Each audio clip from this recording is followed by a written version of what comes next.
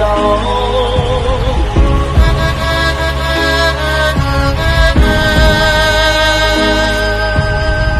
អាចចង់ក្រុមរាប់អានហើយអ្វីពីដំបូងមិនព្រមឆ្លើយមនុស្សបងរងរឈើ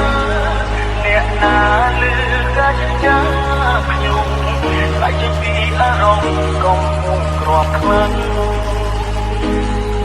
ព្រោះស្នេហ៍ប្រែមនុស្សម្នាក់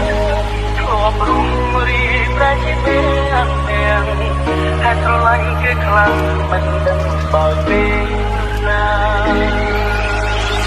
ខ្ញុំកាត់មកគឺសម្រាប់តែគេបងចោល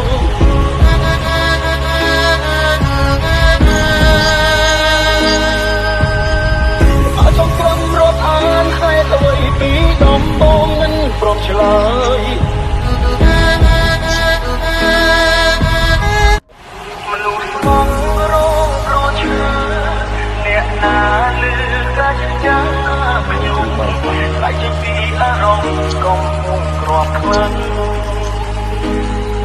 ព្រោះស្នេហ៍ប្រែមនុស្សម្នាក់ធ្លាប់រុំរីប្រែជាពេលទាំងហើយស្រឡាញ់គេខ្លាំងមិនដឹងបើពេលណាខ្ញុំកាត់មកគឺសម្រាប់តែគេបងចោល